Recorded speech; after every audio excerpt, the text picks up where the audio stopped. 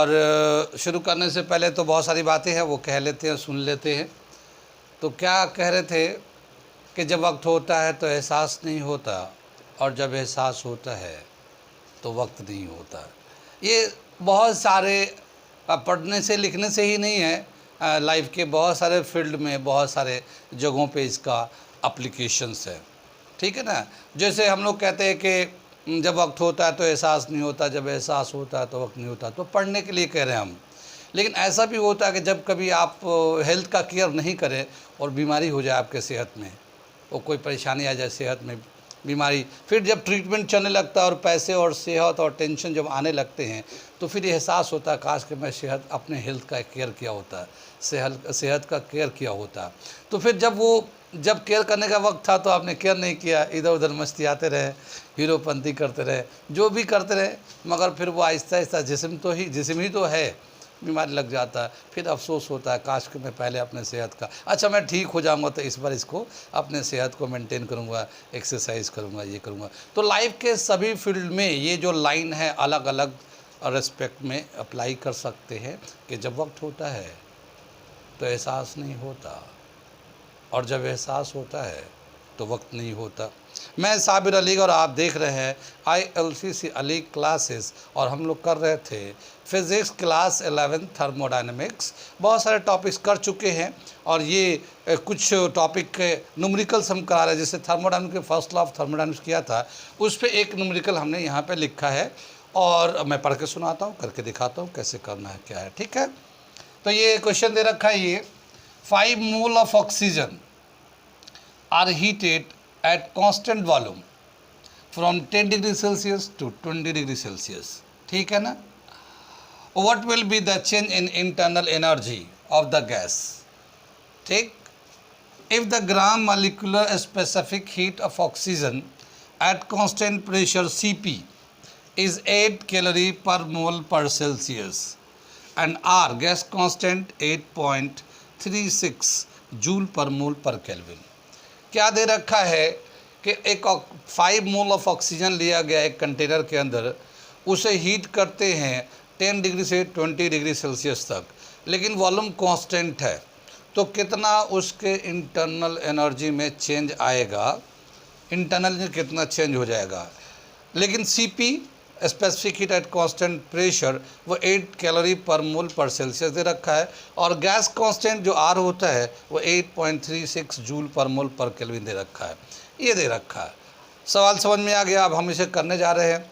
ठीक है। तो हम लोग सोल्यूशन करने जा रहे हैं, ये सोल्यूशन ये कर रहे हैं हम लोग।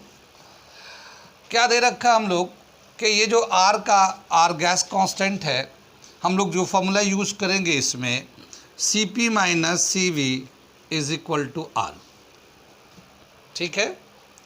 Cp का वैल्यू दे रखा हमारा, Cp का वैल्यू दे रखा 8 कैलोरी पर मोल पर सेल्सियस दे रखा है, और Cv निकालना है specific heat at constant volume, क्योंकि ये जो है ना कांस्टेंट वॉल्यूम है, तो Cv निकाल लेते हैं हम लोग।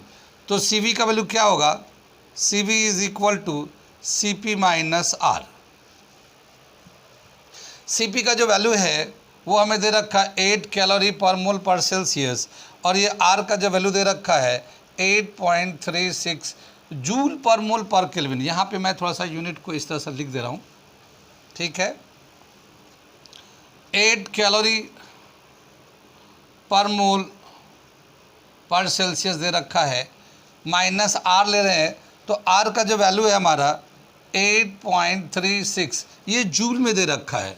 जूल को कैलोरी में कन्वर्ट करने के लिए हम लोग क्या करते हैं, 4.18 से डिवाइड कर देंगे, जूल कैलोरी में कन्वर्ट हो जाता है। ठीक है ना। कितनी बात सुन में। तो ये जूल जो है ना कैलोरी हो गया, ये कैलोरी पर मोल पर सेल्सियस ये आ गया। इस तरह दोनों एक यूनिट में आ गए, वरना ये अलग अलग यूनिट में थे, अगर हम डायरेक्ट माइनस करेंगे तो गलत आएगा ये वैल्यू। ठीक है ना। तो दोनों को एक यूनिट में एक ही तरह के डायमेंशन में लेके गए। कितनी बात में आगे चले। ठीक है। अब इसको हम लोग इसको डिवाइड करते हैं तो ये हमें 2 देगा ये। ठीक। तो 8 कैलोरी पर मोल पर सेल्सियस में से माइनस का 2 कैलोरी, तो ये आएगा हमारा 6 कैलोरी पर मोल पर सेल्सियस। ठीक, ये CV का वैल्यू आ गया हमारा।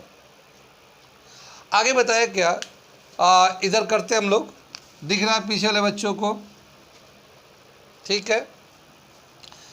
बोला गया कि जब कांस्टेंट वॉल्यूम होगा तो फर्स्ट लॉ ऑफ थर्मोडायनामिक्स में देखा है कि अगर वॉल्यूम कांस्टेंट होगा तो वर्क डन कितना, 0। When volume is constant, when volume is constant, work done P delta V is equal to 0। External work done जो एक्सपेंड होता है वो उसको बोलते हैं एक्सटर्नल वर्क डन, एक्सपेंशन को, तो ये 0 जगह। So external work done is 0, ठीक है ना। According to first law of thermodynamics,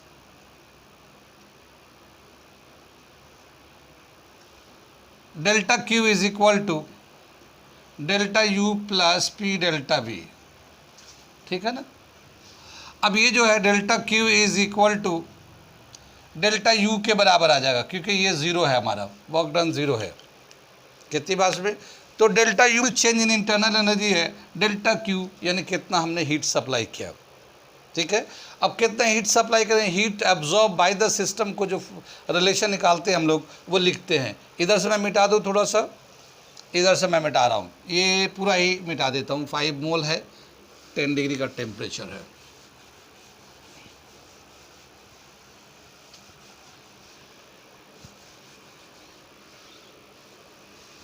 ठीक है। तो क्या दे रखा, delta U is equal to delta Q ले लेते हैं, और चेंज हीट एब्जॉर्ब और release by the system is equal to N या mCV डेल्टा T ले लिया, ठीक है ना। यहाँ पे स्पेसिफिक हीट है, ये C तो स्पेसिफिक हीट होता है, लेकिन यहाँ वॉल्यूम कांस्टेंट तो CV ले लिया, specific heat when the volume is constant. N number of mass, यहाँ पे number of mole of the gas ले लेते हैं, NCV डेल्टा T, क्योंकि यहाँ पे जो हीट का जो चेंज रखा पर मोल, ये मोल में ले रखा है कि 1 मोल पे इतना हीट का चेंज होता है, तो यहाँ पे मास नहीं लेंगे, नंबर ऑफ मोल ले लेते हैं, NCV डेल्टा T, ठीक है। ये V को इस पर ऐसे अटैच कर देते हैं, वरना फिर वो अलग से वॉल्यूम दिखने लगेगा। कितनी बात, तो ये N कितना 5 मोल है, और CV का वैल्यू कितना हमारे पास 6 कैलोरी पर मोल पर सेल्सियस, और चेंज इन टेम्परेचर कितना होगा 20-10, ठीक है। ये 300 change in internal energy, delta U delta U delta U, ये कैलोरी आएगा, 300 कैलोरी का चेंज आएगा इंटरनल एनर्जी में। कहाँ समझ में नहीं आया, इतनी बात समझिए। यहाँ पे एक चीज़ बहुत ध्यान रखना है कि जूल को कैलोरी में कन्वर्ट करेंगे, क्योंकि ये जो है हमारा CP का वैल्यू कैलोरी में दे रखा है, तो इसे हम लोग कैलोरी में कन्वर्ट करें। अगर ये करेंगे नहीं करेंगे मिसिंग हो जाएगा, तो फिर आगे एरर आने लगेगा फिर, ठीक है ना। अरे क्या दे रखा है क्वेश्चन, ये हम लोग कर रहे हैं, क्या दे रखा है, an ideal gas has a specific heat at constant pressure CP is equal to 5/2 R के बराबर दे रखा है। The gas is kept in a closed vessels of volume 0.0083 meter cube, a closed vessels है, at temperature of 300 Kelvin and of pressure 1.610 to the power 6 Newton per meter square, an amount of 2.4910 to the power 4 joule of heat energy is supplied to the gas. Calculate the final temperature and pressure of the gas, ठीक है ना। ये जो है ना pressure constant है, volume भी constant है। देखिए क्या लिखा है, the gas is kept in a closed vessels of volume this, closed vessel है, ये मूवेबल पिस्टन नहीं है, वेसल्स का क्लोज्ड है, बंद है ये। उसको इतना हीट देने के बाद अब कितना टेम्परेचर एंड प्रेशर होगा, जबकि पहले का टेम्परेचर उसका 300 केल्विन है और pressure 1.610 to the power 6 joule है, न्यूटन पर मीटर स्क्वायर है। कितनी बात में, जैसे एक हमारा ये, अगर हम लोग फिगर से थोड़ा समझते हैं तो ये एक हमारा क्लोज्ड वेसल्स है, इसके अंदर एक गैस है, ठीक है ना। इस गैस का और जैसे Cp है वो दे रखा 5/2R के बराबर है Cp का।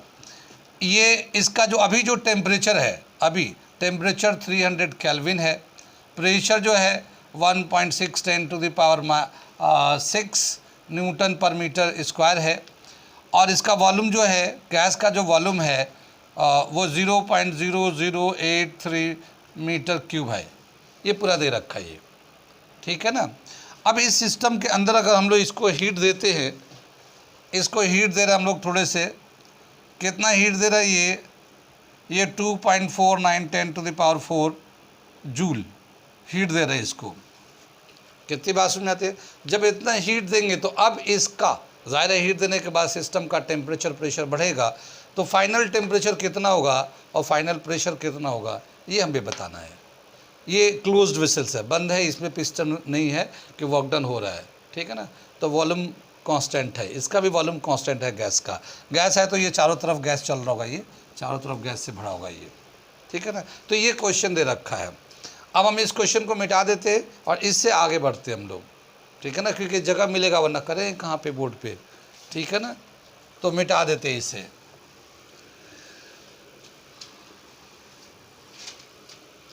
अब ये जो है ना गैस जो है, कितना गैस, एक आइडियल गैस है तो कितना मोल ऑफ गैस है ये नहीं दे रखा, ये कितने number of mole of gas है, ठीक है, ये नहीं दे रखा है।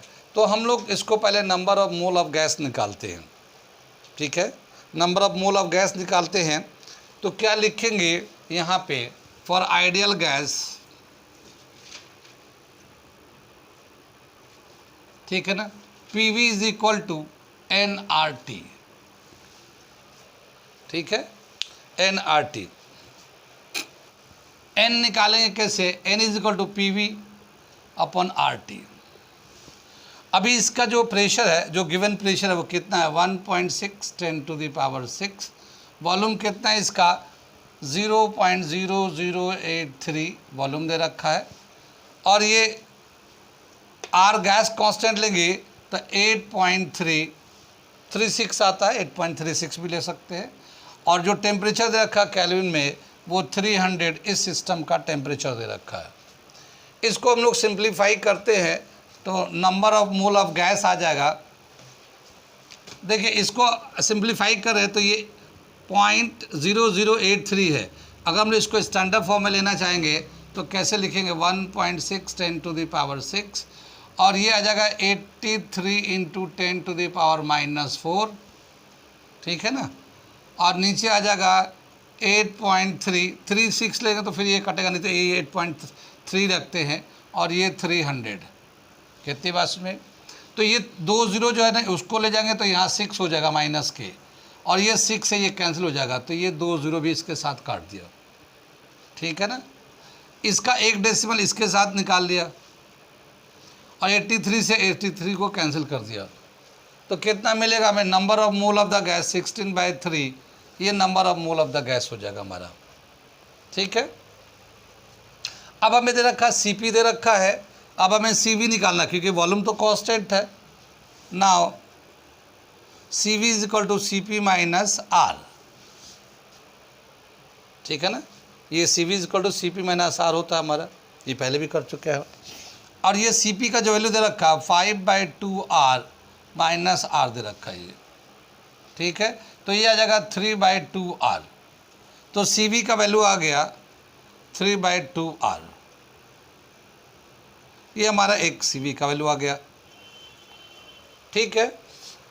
अब क्या बताया कि इस सिस्टम को जब इतना हीट देंगे 2.49 10⁻4 जूल ऑफ एनर्जी देंगे तो कितना टेम्परेचर बढ़ेगा, कितना टेम्परेचर, इसका तो ऑलरेडी 300 केल्विन है ऑलरेडी, लेकिन बढ़ेगा कितना, तो हम लोग एक इक्वेशन है delta Q is equal to, ठीक है, heat absorbed by the system, इसको delta Q is equal to and Cv delta T, ठीक है ना, इज इक्वल टू हीट, बात समझ आ रही है। यहाँ पे डेल्टा टी क्या लिया हम लोग, चेंज इन टेम्परेचर, ठीक है ना। ये delta here delta T is equal to change in temperature, change in temperature, ठीक है।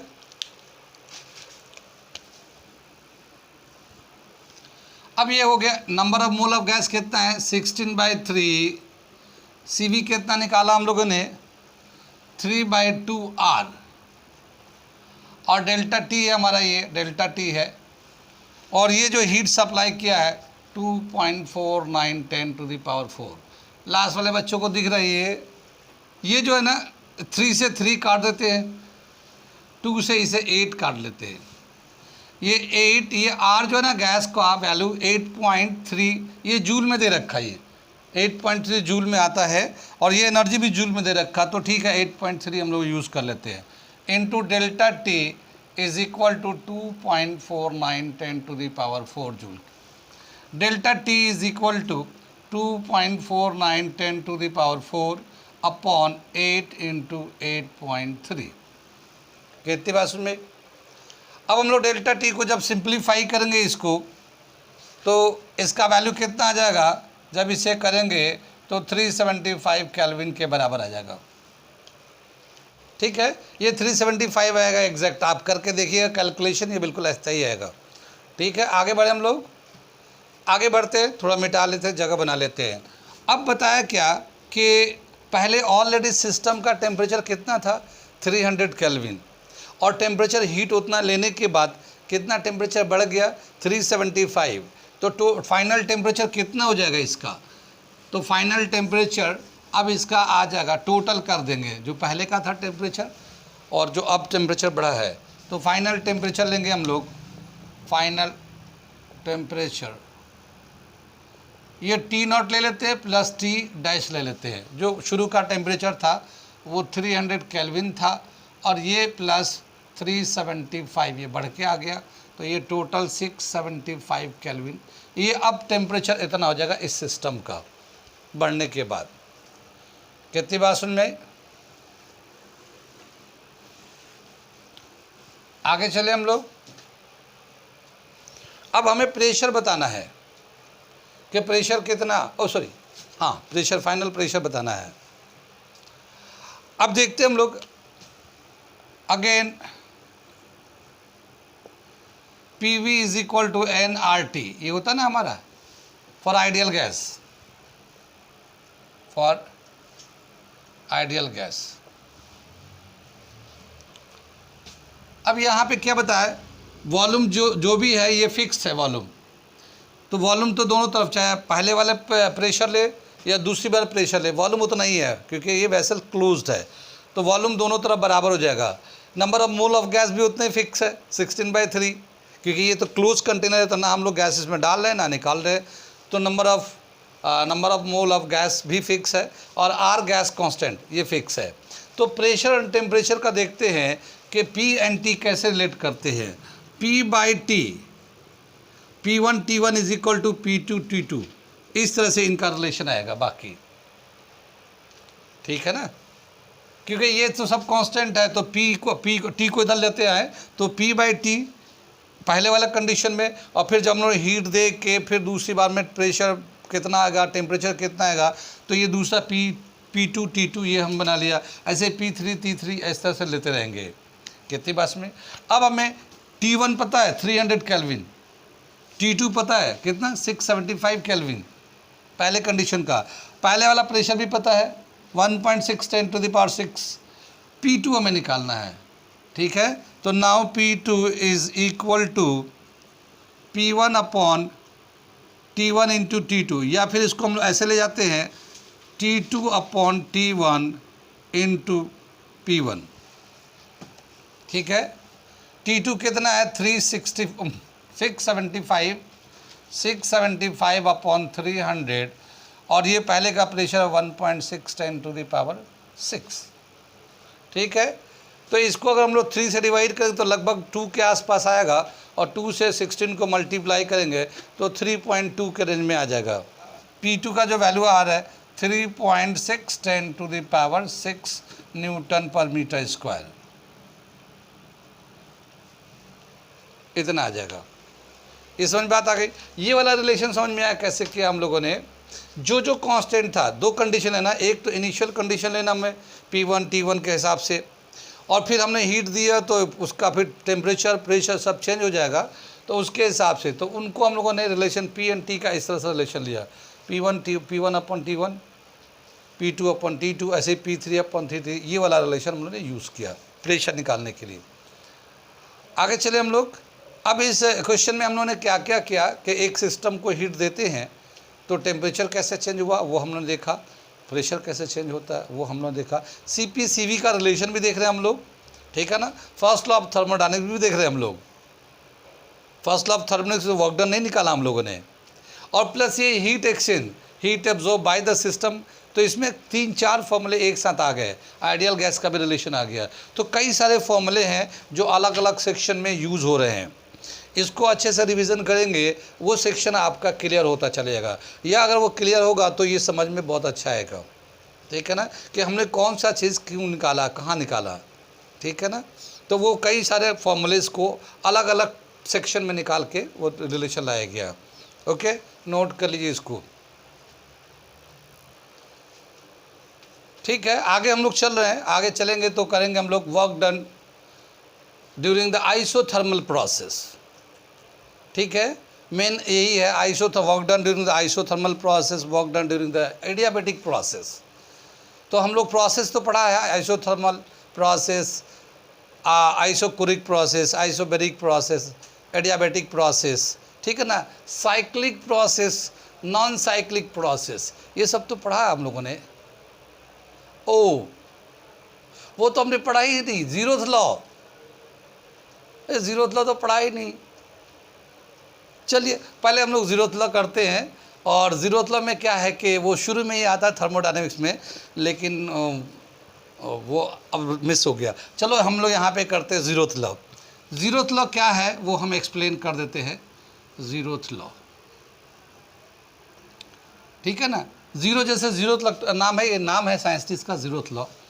क्या इन्होंने बताया कि जैसे एक सिस्टम है, इसके अंदर गैस है, ठीक है ना, इसका सिस्टम को नाम दे दिया ए, एक गैस है, तो इसका अपना एक प्रेशर होगा, टेम्परेचर होगा, गैस के मॉलिक्यूल्स होंगे, और एक हमने ये आइसोलेटेड बैंड से सेपरेट कर दिया एक दूसरे सिस्टम को। ये जो है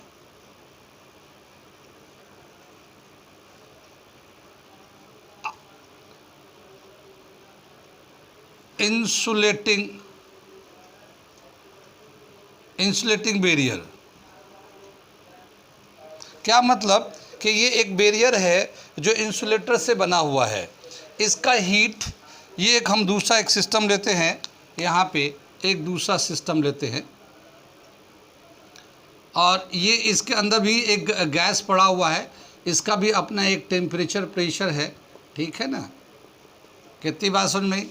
और इसको हम लोगों ने बी से दिखाते हैं, ये एक बी से दिखाते हैं, ठीक।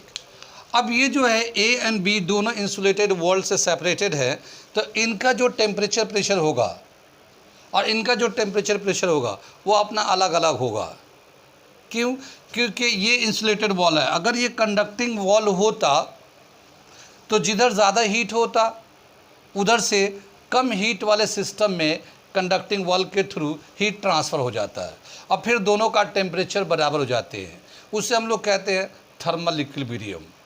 लेकिन यहाँ पे क्या है कि एक सिस्टम ए है, एक सिस्टम बी है, दोनों एक इंसुलेटिंग बोर्ड से सेपरेट है, सो दोनों का अपना टेम्परेचर एंड प्रेशर है, so the two system are not in thermal equilibrium here. अभी इस कंडीशन में ये दोनों सिस्टम थर्मल इक्विलिब्रियम में नहीं हैं। लेकिन अगर हम एक तीसरा सिस्टम लेते हैं, ये देखिए, ये हमने ऐसे बना दिया, और ये जो है ना कंडक्टिंग वॉल से कनेक्ट कर दिया है। ये एक तीसरा सिस्टम है, ये एक तीसरा गैस है, इसका भी अपना एक टेम्परेचर एंड प्रेशर है, मगर ये जो इस तरह से बना हुआ है वो आप देख रहे हैं कि ये इधर से कंडक्टिंग वॉल से, यानी इधर से इधर हीट ट्रांसफ़र हो सकता है। ए से ये सी सिस्टम ले लेते हैं, ए से सी में हीट आना जाना कर सकता है, और यहाँ पे भी ये सी से बी में भी आना जाना कर सकता है, यानी कि इधर से हीट का एक्सचेंज होगा। कितनी बात सुन में? तो अब क्या होगा कि ये जो दो सिस्टम थे जो आपस में अलग अलग थे, उनका अपना टेम्परेचर प्रेशर था, लेकिन इस सिस्टम के कनेक्ट होने की वजह से और थ्रू द कंडक्टिंग वॉल से कनेक्ट होने की वजह से अब क्या होगा कि हीट जो है ना एक सिस्टम से दूसरे सिस्टम में चला जाएगा। अगर ये ज़्यादा है तो इसमें चला जाएगा, इधर से बढ़ेगा तो इसमें चला जाएगा। तो अब ये तीनों सिस्टम जो है ना थर्मल इक्विलिब्रियम में आ जाएंगे। इसी को ज़ीरोथ लॉ ने कहा है, ज़ीरोथ लॉ कहते हैं। क्या कह सकते हैं इसको? When to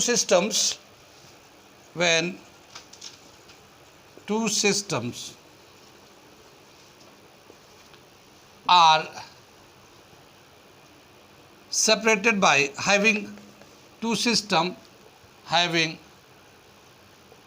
their separate pressure and temperature, separate temperature and pressure, temperature and pressure are not in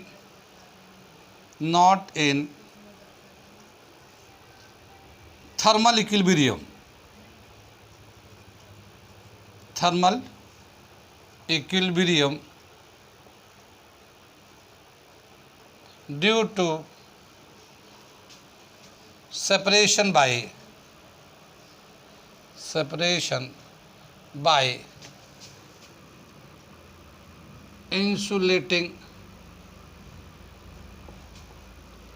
insulating wall. But these two systems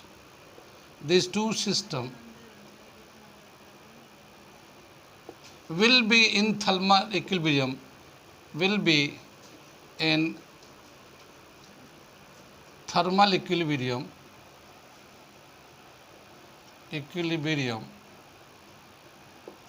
if a third system is in contact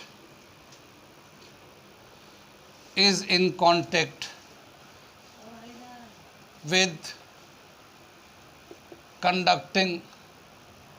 conducting wall। ठीक है ना? as shown in figure। ठीक है, ये हमारा system दे रखा है। इसको हम लोगों ने ये दिया कि दो सिस्टम है, दोनों के आपस में कोई चेंज नहीं हो सकता, मगर तीसरा अगर कंडक्टिंग वॉल से अगर कनेक्ट कर दिया जाए, जैसे कि फिगर में बनाया हमने, तो ये तीनों सिस्टम थर्मल इक्विलिब्रियम होंगे, तीनों का टेम्परेचर बराबर हो जाएगा। इसी को हम लोग ज़ीरोथ लॉ कहते हैं। कितनी बात समझ में? खदीजा समझ में आई? ये आगे चले। ठीक है, ये ऐसे ही है जैसे मान लो दो लोगों में लड़ाई हो गई है, दोनों लोगों में बातचीत बंद है। ठीक है ना? अब दोनों में ऐसी लड़ाई हो गई है कि दोनों में बातचीत बंद है और कोई दूसरा मीडियम नहीं है जो दोनों को मिला दे। ठीक है ना? तो एक तीसरा, अगर घर का कोई बड़े बुजुर्ग होते हैं तो वो फिर दोनों को पकड़ के, कान पकड़ के दोनों को बात कराते हैं, मिला देते हैं और फिर दोनों में तालमेल बना देते हैं। ठीक है ना? तो ये इस तरह से है ज़ीरोथ लॉ, कुछ इसी तरह का है। आगे चले, पीछे चले, तो ये ज़ीरोथ लॉ हुआ। आगे चलते हम लोग कहते हैं कि work done during the isothermal process continue करते हैं। नोट कर लिए, मिटा रहा हूँ मैं। आइसोथर्मल प्रोसेस हम लोगों ने ऑलरेडी कर रहा है। क्या कहते हैं कि a process which take place when the temperature of the system and surroundings are remain same. System का सराउंडिंग का टेम्परेचर बराबर रहता है और उस कंडीशन में कोई प्रोसेस हो रहा है तो उसको हम लोग कहते हैं आइसोथर्मल प्रोसेस। ठीक है, अब बताया गया कि first law of thermodynamics, first law of thermodynamics में क्या बताया कि जब भी कभी एक सिस्टम को हीट देते हैं तो part of the energy is use to increase the temperature and internal energy and part of the other part of the energy used to do the work. तो दो पार्ट में एनर्जी डिस्ट्रीब्यूट हो जाता है. अब देखते हैं हम लोग application of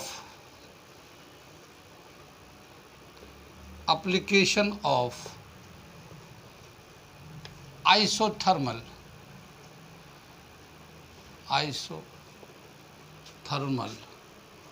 process in first law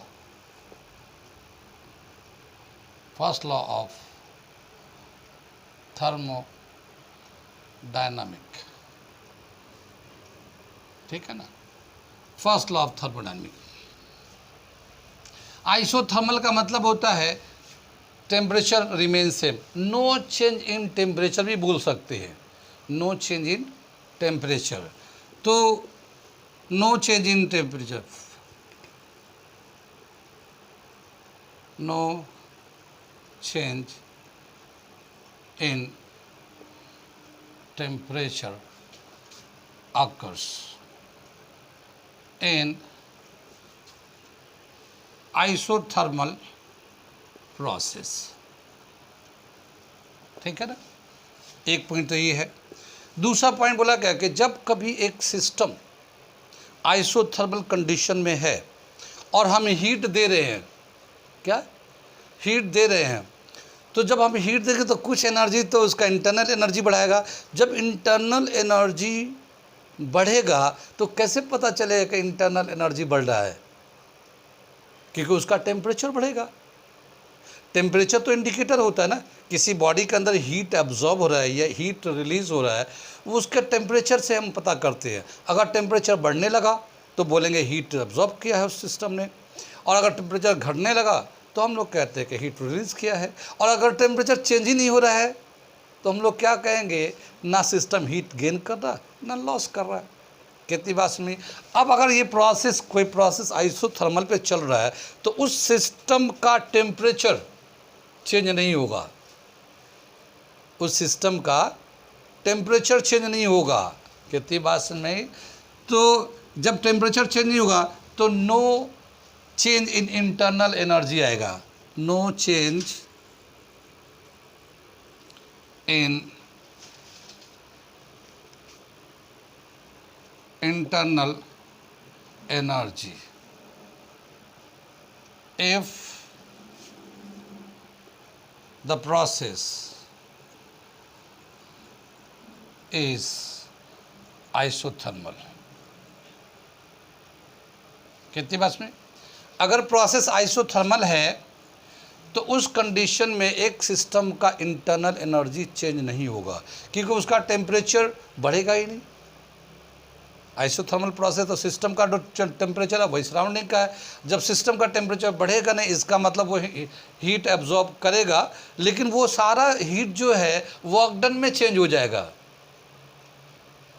वो सारा हीट वर्क डन में चेंज हो जाएगा, उसका इंटरनल एनर्जी चेंज नहीं होगा. तो क्या तीसरा पॉइंट लिखे, ऑल द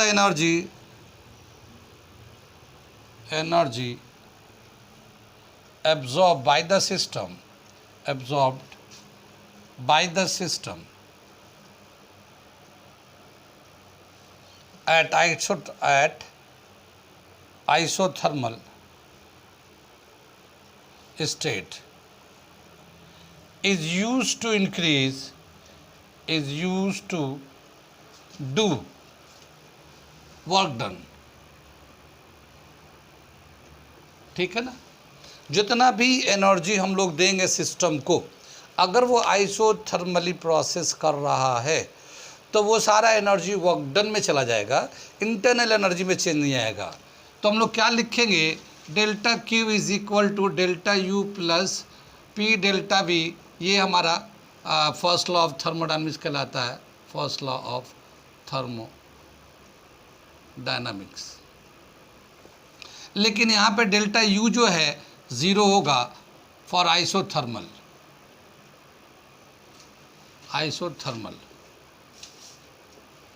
अब ये delta Q is equal to P delta V के बराबर हो जाएगा। यानी ये टोटल जितना भी एनर्जी देंगे ये सभी वर्क डन में यूज़ हो जाएगा। ठीक है, आगे चले। क्या बताए, कोई भी सिस्टम को अगर आइसोथर्मल चलना है तो उसके लिए कंडीशन क्या दे रखा, कंडीशन फॉर आइसोथर्मल प्रोसेस। ठीक है, क्या कंडीशन है कि कोई भी जब भी कभी आइसोथर्मल प्रोसेस हो रहा होगा तो उस वक्त जो प्रोसेस है बहुत ही स्लो प्रोसेस होना चाहिए। आइसोथर्मल को अगर हम ऑब्जर्व करना चाहते हैं तो उस वक्त सिस्टम के अंदर जो भी प्रोसेस हो रहा है बहुत स्लो होना चाहिए। तो क्या बताया, the process should be very slow to perform isothermal process। एक कंडीशन तो ये दे रखा है, और दूसरा कंडीशन क्या दे रखा है कि जो सिस्टम का कंटेनर का जो कंटेनर है, जो सिस्टम का जो कंटेनर है वो कंडक्टिंग वॉल होना चाहिए, गुड कंडक्टर होना चाहिए, ताकि ज़रा सा भी हीट का चेंज आए तो वो फ़ौरन एक्सचेंज हो जाए। अगर अंदर का टेम्परेचर बढ़ रहा है तो वो बाहर चला जाए, या बाहर में टेम्परेचर बढ़ा तो अंदर आ जाए। कितनी बात सुन में। तो क्या बताया, दूसरा जो बता रखा है यहाँ पे condition, the container for isothermal process should be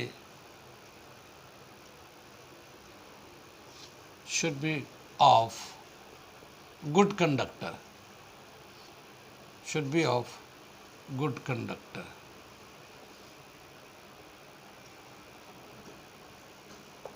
ये जो है जो वॉल होगा कंटेनर का वो बहुत ही अच्छे कंडक्टर का बना होना चाहिए। ज़रा सा भी हीट का जो डिफरेंस आएगा तो वो फ़ौरन टेम्परेचर को बराबर कर देगा, एब्जॉर्ब या रिलीज़ करके। ठीक है, अब देखते हैं हम लोग बोला क्या, जब आइसोथर्मल हो रहा है और हीट अगर लेंगे सिस्टम को तो वो सारा सिस्टम जो हीट जो ना वर्क डन करेगा। तो अब देखते हैं work done during the isothermal process, अगला हेडिंग करने जा रहे हैं, work done during the isothermal process, इसे मिटा देते हैं हम लोग। ठीक है, अब हम लोग आगे कर रहे हैं वर्क डन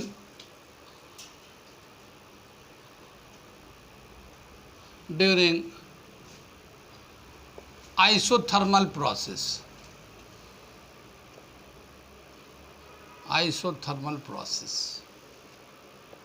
ठीक है ना, बताया कि जो भी हम लोग हीट देंगे आइसोथर्मल में वो सारा हीट जो है या एनर्जी जो है वर्क डन में यूज़ हो जाता है, क्योंकि इंटरनल एनर्जी चेंज ज़ीरो रहता है। तो जब भी कभी हम लोग हीट देंगे तो वर्क डन कितना होगा, work done is equal to P delta B V1 to V2। ये हम लोगों ने एक रिलेशन ऑलरेडी ड्राइव कर रखा वर्क डन का, और ये हम लोगों ने दो तरीके से किया था। एक एनालिटिकल मेथड यानी पीवी ग्राफ से हम लोगों ने देखा था, सॉरी एनालिटिकल मेथड तो हम लोग सिलेंडर के गैस को एक्सपेंशन से देखा था, और एक हम लोग इंडिकेटर डायग्राम से यानी वो पीवी ग्राफ था उसमें स्ट्रिप बना के देखा था, और ये देखा था कि एक V1 से V2 तक जब गैस चेंज होता है तो फिर टोटल वर्क डन कितना होता है, ये हम लोग का रिलेशन आ जाता है। कितनी बात में, P delta V is equal to work done volume changes when volume changes from V1 to V2। ठीक है, आगे दे रखा है फॉर आइडियल गैस, आगे हम लोग बढ़ रहे हैं, for ideal gas PV is equal to nRT। अगर हम लोग P का वैल्यू यहाँ से निकालते हैं तो P का जो वैल्यू आता है हमारा nRT/V। ठीक है, ये इसको तो इक्वेशन 1 रखते हैं, ये इक्वेशन 2 कर देते हैं, और ये प्रेशर का जो रिलेशन है ये P का वैल्यू यहाँ पे डाल देते हैं इसमें। ठीक है ना, putting the value of P from equation 2 in equation 1। जब यहाँ पे डालेंगे तो work done is equal to P के जगह पे डाल रहे हैं nRT upon V delta V integrating from V1 to V2। ठीक है, इसमें जो जो कांस्टेंट है वो बाहर निकाल लेते हैं। n नंबर ऑफ गैस कोई भी होता है, number of mole of the gas वो कांस्टेंट है, r गैस कांस्टेंट है, T ये भी कांस्टेंट है। कैसे? क्योंकि आइसोथर्मल प्रोसेस है तो टेम्परेचर चेंज नहीं होता, तो ये T भी कांस्टेंट, इसे बाहर निकाल लेंगे।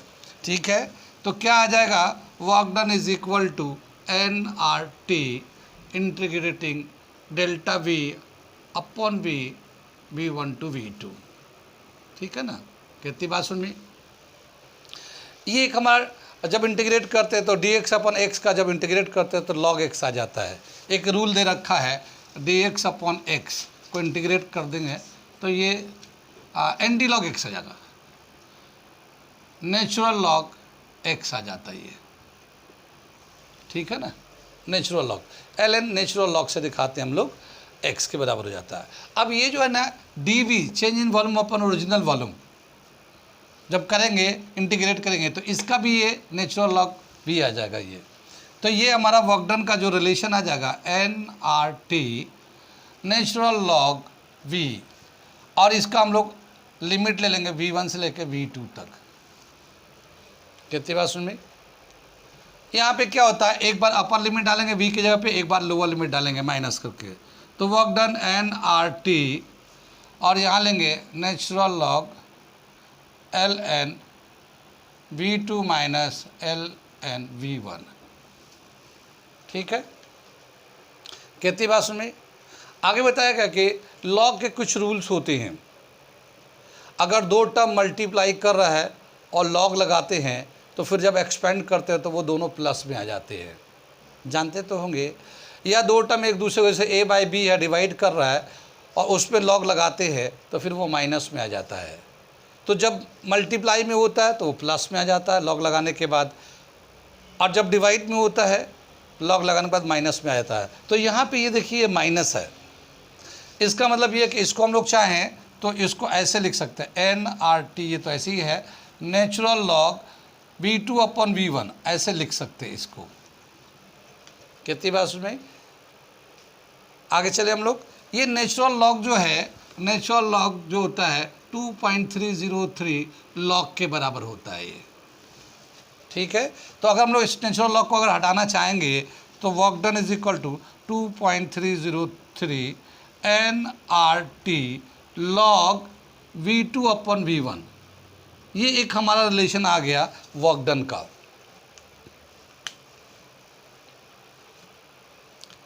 आगे चले, इधर से हम थोड़ा सा मिटा दे रहे हैं, ये वाला यहाँ से मिटा रहे हैं, थोड़ा सा आगे और करना है, ये वर्क डन भी मिटा देते हैं।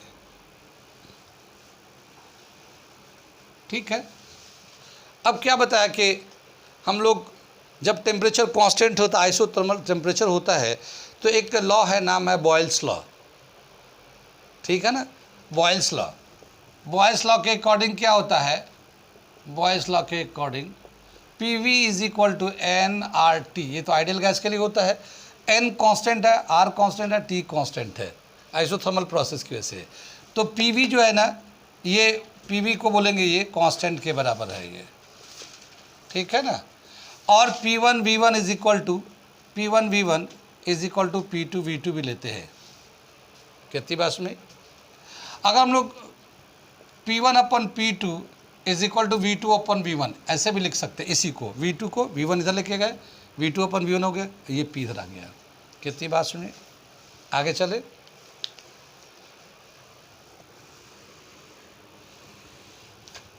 अब जो ये वर्क डन है यहाँ पे देखिए 2.303 nRT log V2 upon V1 है। अगर हम लोग प्रेशर के टर्म में लिखना चाहें तो P1 अपन P2 भी लिख सकते हैं। तो यही वर्क डन लिखेंगे, इसी वर्क डन को, work done is equal to 2.303 nRT log P1 upon P2। तो ये भी वर्क डन का एक फॉर्मूला है आइसोथर्मल प्रोसेस में। ये प्रेशर के टर्म में है और ये वॉल्यूम के टर्म में है। कितनी बात सुन में? प्रेशर के टर्म में आसानी है, याद रखना 2.303 nRT log P1 upon P2, और P1 अपन P2 को हटाना चाहें तो V2 अपन V1 डाल देंगे, ठीक है ना। तो ये है work done during the isothermal process, ठीक है ना, ये रिलेशन आ गया। इसके हम लोग करेंगे और न्यूमेरिकल भी, लेकिन आगे जो दूसरा टॉपिक है वो करेंगे, वो आगे जो टॉपिक है वो एडियाबेटिक का है, करेंगे उसको। पहले तो एडियाबेटिक समझेंगे फिर करेंगे। बेटा इसको बंद कर दीजिए।